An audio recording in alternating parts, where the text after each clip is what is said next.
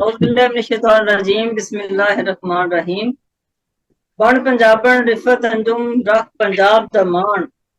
बण पंजाबन रिफत अंजुम रख पंजाब दा मान। ते लिख पंजाबी बोल पंजाबी बण एदी पहचान। सज्जनों मित्रों भैन ते भरावो ग्लोबल राइटर एसोसिएशन इटली दी छतर सामें प्रोग्राम दिल दी गल्लां लैके तुहाडी खिदमत विच रिफत अंजुम हाज़र है ते पूरे पाकिस्तान ते पाकिस्तान तो बाहर वसण वाले सारे संगियां बेलियां मित्रां भैणां आज बिस्मिल्लाह ते जी आयां नूं आखदी है। मित्रों अज हेकणे ते मन मोने शायर बहुत चंगे इंसान ते साडी मां बोली दा मान पंजाब दे शहर जंग दी पहचान साडे नाल प्रोग्राम विच रलत कर रहे ने पंजाबीयत दी प्रचार तंजीम दे साबक सदर भी ने ते हर साल 21 फरवरी नूं इसे तंजीम दी छतर शामें बहुत वड्डे लेवल ते इस्लामाबाद विच प्रोग्राम भी करांदे ने। इन्हां दी किताब बेड़ियां जिन्हों बड़ा पसंद किया जा रहा है पजीराई मिल रही है वो मंजरे आम ते आ चुकी है। कबीला जटियाणा ते कौम सयाल दा फखर ने समझण वाले ते मां बोली नाल प्यार करने वाले आज समझ गए होने ने भाई आज साडे नाल प्रोग्राम में कौन मौजूद है। जनाब भाई तुहाडी मुलाकात करा रही हैं बहुत मोहतरम बड़े प्यारे शायर बहुत प्यारे इंसान गुलाम जाफर अंजुम जटियाणा साहब नाल। जी अस्सलाम वालेकुम ते सब बिस्मिल्लाह गुलाम जाफर अंजुम जटियाणा साहब। वालेकुम अस्सलाम। की हाल है जी? मशहूर है शुक्र जी, शुक्रगुजार हैं तुहाडे कि तुसां इज्जत बख्शी और सानू ये जिहड़ा ना इस काबिल समझिया तुहाडे असीं शुक्रगुजार हैं, ममनून हैं। सलामत रहो जी। सब तो पहले तो मैं तुहाडी शुक्रगुजार हां कि तुसीं साडे प्रोग्राम विच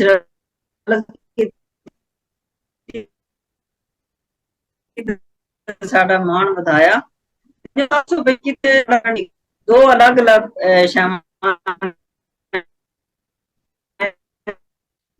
दो अलग अलग दिल में कोई तुसी क्या नहीं कहना ड्यूटी भी निभानी बड़े पूरे तरीके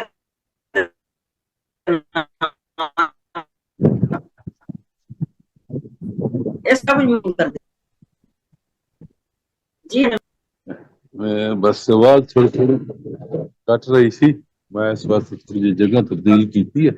हेलो जी जी, हुण आवाज आ रही है। आवाज जरा तुसी अपनी ऊंची करो, आवाज जरा जी।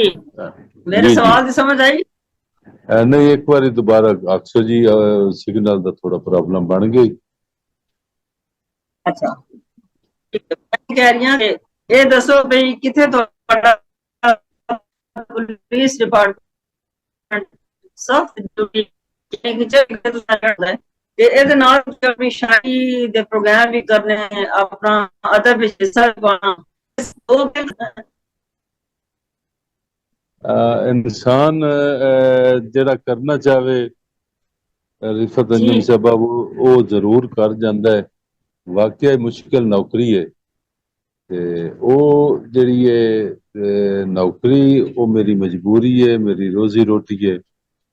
शायरी ते मां बोली पंजाबी नाल मेरी मां दा प्यार ते मेरा शौक है ते इंशाअल्लाह असीं सामने पूरा पूरा वक्त देवन की कोशिश करने अपने आप नू औख तकलीफ दे के, लेकिन मां बोली नू भी पूरा टाइम देने ते महकमे नूं तां टाइम देना ही देना है जी।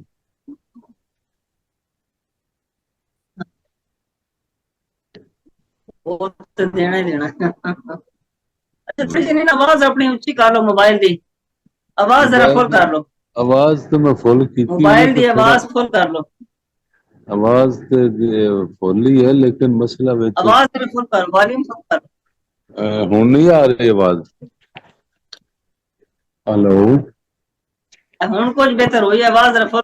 हाँ ऐसा माइक पकड़ लो जी जी। हुण बोलो जरा। हाँ जी हाँ जी।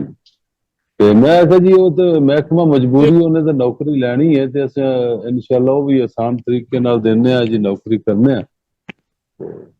ਬਾਕੀ ਅਦਬ ਪੰਜਾਬੀ ਮਾਂ ਬੋਲੀ ਦੀ ਖਿਦਮਤ ਉਹ ਵੀ ਤਰਲਾ ਮਾਰੀ ਦਾ।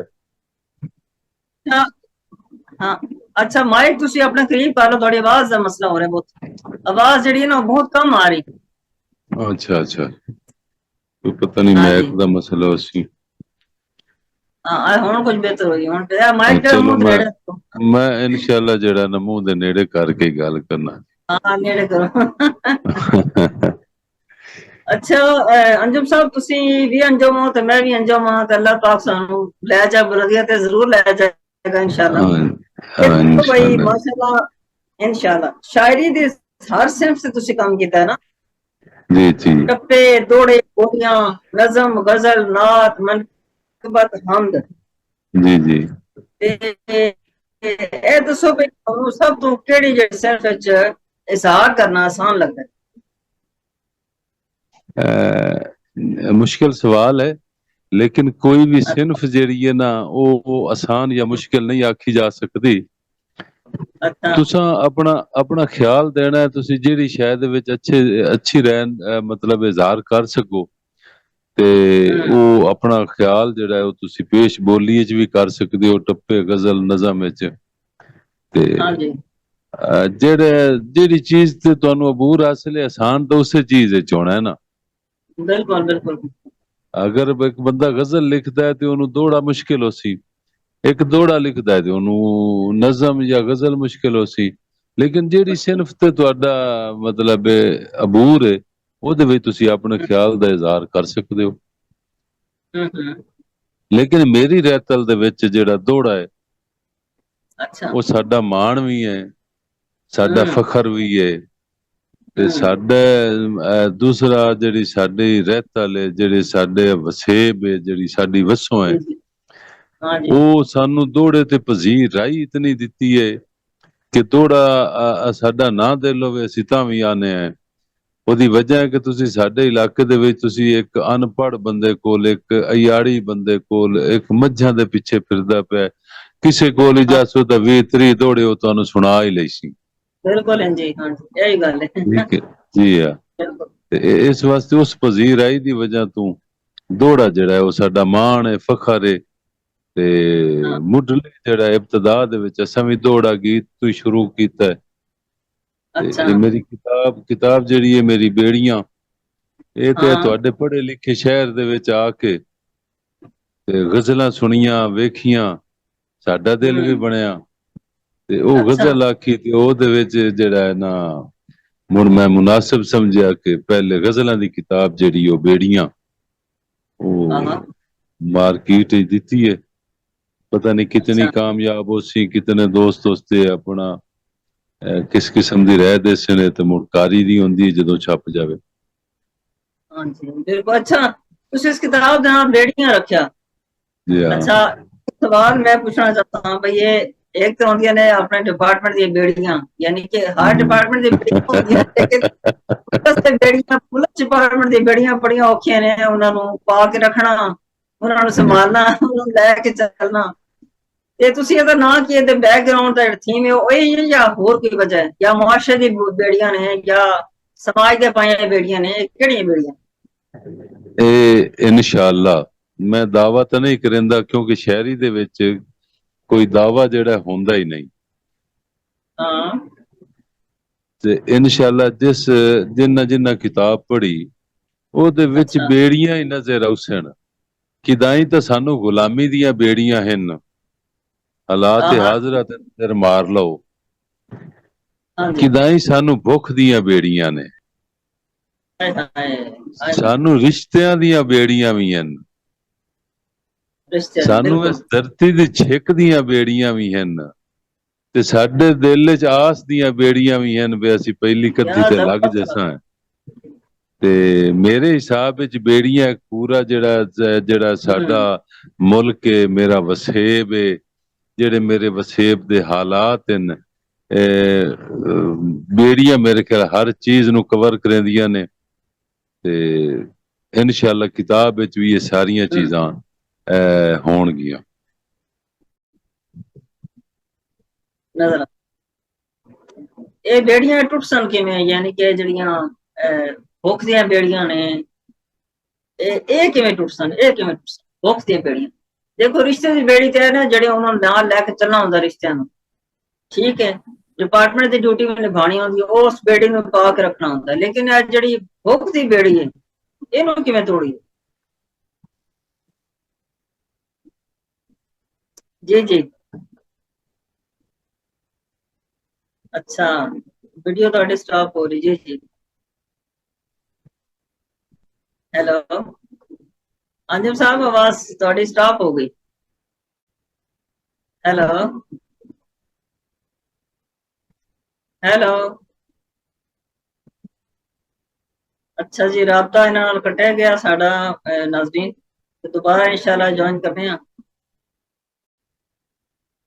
जी जी जी जी माजरत अंजुम साहब हाँ जी हाँ नहीं जी दोबारा राबता बाहर होए हाँ हाँ जी मैं सवाल किया भी यार बुक्स ਦੀਆਂ ਬੇੜੀਆਂ ਇਹ ਕਿਵੇਂ ਕੱਟੀ ਸਨ ਇਹਨਾਂ ਨੂੰ ਕਿਵੇਂ ਅਸੀਂ ਕੱਟ ਸਕਦੇ ਹਾਂ ਨਾ ਕੋਈ ਇੱਕ ਮਸ਼ਵਰਾ ਕੋਈ ਤਜਵੀਜ਼ ਜਿਹੜੀ ਤੁਹਾਡੇ ਕੋਲ ਹੋਵੇ ਉਹ ਤੁਸੀਂ ਜ਼ਰੂਰ ਦਿਓ ਇਹ ਤੁਹਾਨੂੰ ਵੀ ਪਤਾ ਹੈ ਜੀ ਤੇ ਸਾਨੂੰ ਵੀ ਪਤਾ ਹੈ ਭੁੱਖ ਦੀਆਂ ਬੇੜੀਆਂ ਤਾਂ ਅਲ ਕਾਸਿਬ ਹਬੀਬ ਅੱਲਾ ਮੇਰੇ ਕਰਸਰ ਜੋ ਕੰਮ ਕਰਿੰਦੇ ਨੇ ਮੈਂ ਆਪਣੇ ਕਰਸਰ ਹਲਾਈ ਰੱਖਸਾਂ ਮੈਨੂੰ ਵੇਲੇ ਨਹੀਂ ਮਾਫ ਕਰਨਾ ਜਗ੍ਹਾ ਨੇ ਜ਼ਿੰਦਗੀ ਦੇ ਸਾਲ ਰੱਖਾਂ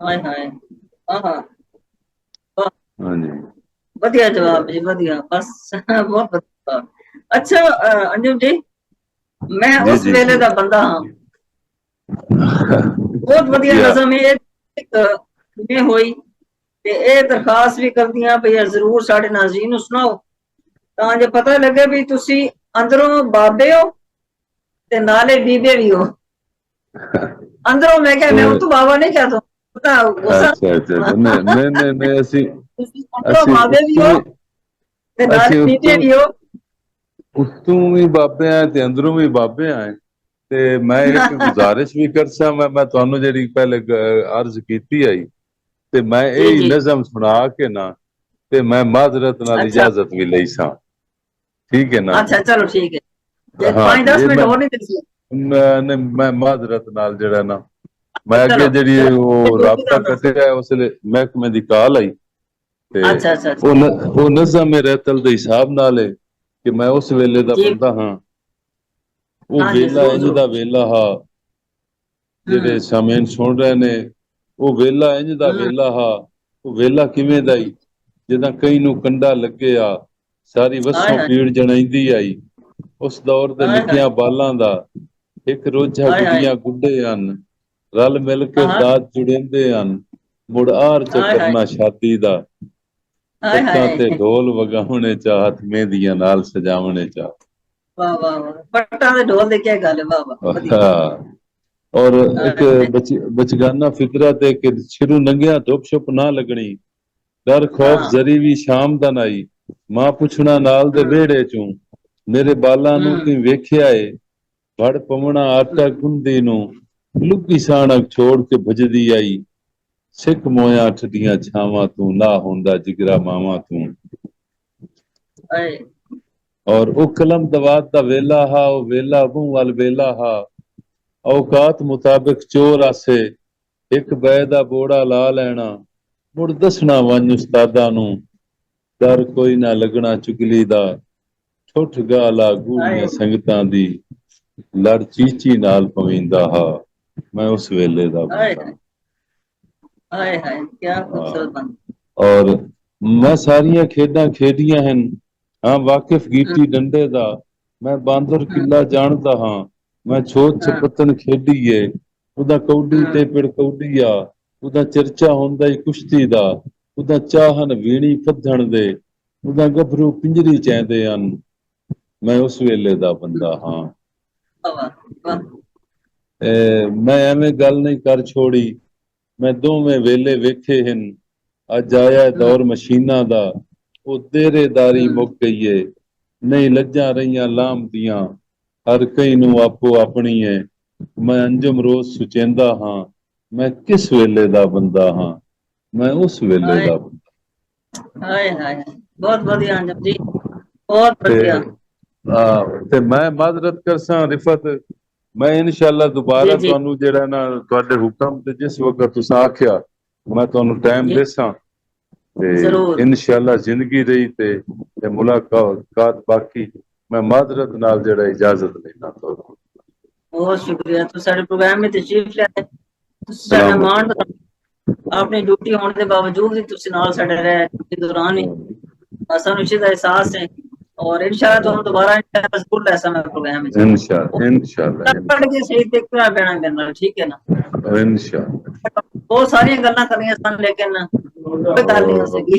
माजरत माजरत हाँ, बहुत शुक्रिया जी। नाज़रीन ਅੱਜ ਸਾਡੇ ਪ੍ਰੋਗਰਾਮ ਵਿੱਚ मोहतरम गुलाम बंद किवें होना जी जी बंद किवें होना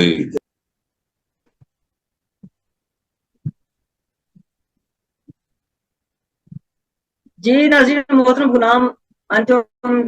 गुलाम जाफर अंजुम जटाना साहब ਅੱਜ ਸਾਡੇ ਨਾਲ ਪ੍ਰੋਗਰਾਮ ਵਿੱਚ ਮੌਜੂਦ ਸਨ। ਆਪਣੀ ਡਿਊਟੀ ਦੇ ਦੌਰਾਨ ਉਹਨਾਂ ਫਿਰ ਵੀ ਸਾਨੂੰ ਕੁਝ ਮਿੰਟ ਅਲਾਟ ਕੀਤੇ, ਹਾਲਾਂਕਿ ਮੈਂ ਤੇ ਉਹਨਾਂ ਕੋਲ ਬੜੇ ਸਵਾਲ ਕਰਨਾ ਚਾਹੁੰਦੀ ਸਾਂ ਲੇਕਿਨ ਉਹਨਾਂ ਆਵਾਜ਼ ਕੀਤੀ ਹੈ ਬਈ ਕਿਉਂਕਿ ਮੈਂ ਡਿਊਟੀ ਤੇ ਹੈ ਵਹਾਂ ਤੇ ਮੇਰੇ ਕੋਲ ਟਾਈਮ ਵੀ ਨਹੀਂ ਹੁੰਦਾ। इसके बावजूद वो नज़म अपनी शेयर करते गए कि मैं उस वेले का बंदा हूँ। बड़ी खूबसूरत नज़म है, जरूर तुसी गौर ना सुनना तो नजर आसी अपनी रहतल बहतल अपने जो वक्त है सन पुराने उन्होंने सारे किवें मिल जुल के रहंदे हन और किवें एक दूजे दा सुख दुख वंडदे हन, एहसास करदे हन एक दूजे दा। ते जेड़ा कि आजकल सोशल मीडिया दौर इच मुक गया है। सारे भैन भरा सारे मां बाप चाचे मामे बैठे होंदे इकट्ठे लेकिन हर कोई मोबाइल अपना रख के अपने अपनी गल्लां कर रहा होंदा, अपने अपने मोबाइल ते लगा होंदा। इस चीज को सानू खत्म करना चाहिए और जदों चाहिए कि जदों बड़े बुजुर्ग आके बैन सारे बहन भाई बहन मां बाप इकट्ठे हो एक फैमिली गैदरिंग रखिए, चाहे भावें 1 घंटे आसे होवे भावें 1.5 घंटे आसे होवे भावें अद्धे घंटे आसे होवे एक दूजे नाल गलबात करो। ऐ नहीं कि हर बंदा अपने अपने मोबाइल ते लगा होए ते ऐ उस वेले दे बंदे इन्हें सारा कुछ बयान कर दिता इस नज़म में। और मेरा ख्याल है कि गल्लां तो होर भी करनी सन लेकिन जेहड़ी वो गल इस नज़म विच कर गए ने वो ना पूरा जड़ा है ना मुआशरे दी हर चीज इस नज़म में समेट के रख दी। ते मैं बहुत शुक्रगुजार हाँ कि जाफर अंजुम जटाना साहब ग्लोबल राइटर एसोसिएशन इटली के प्रोग्राम में तशरीफ ले आए जिस प्रोग्राम का नाम है दिल दियां गल्लां। आए साडे लिए ना टाइम कटिया साडा मान बताया इन्हां लई बहुत सारी दोनों नाज़रीन उम्मीद है तुहानू प्रोग्राम अज दा मुख्तसर शॉर्ट प्रोग्राम मेरे ख्याल है मेरे सारे प्रोग्राम चो बहुत मुख्तसर प्रोग्राम है लेकिन तुहानू पसंद आया होगा। बस एक गुजारिश है भाई नेट ते कुछ मामलात होंदे हैं जिन्हां वजह बाद दफा आवाज का मसला हो सकता है, कोई और मसला हो सकता है। इस चीज को इग्नोर भी करना ते इस चीज की काफी चाहनी है क्योंकि ये अपने इख्तियार च नहीं होता। ते मैनू एक होर भी गुजारिश है कि साडे प्रोग्राम नू तुसीं लाइक करो, शेयर करो ते सब्सक्राइब भी जरूर करो। ते इहदे नाल ही अपनी मेजबान रिफत अंजुम नू इजाजत दो। अगले प्रोग्राम में किसी होर पंजाबी हीरे दे नाल तुहाडी मुलाकात करावांगी। रब राखा।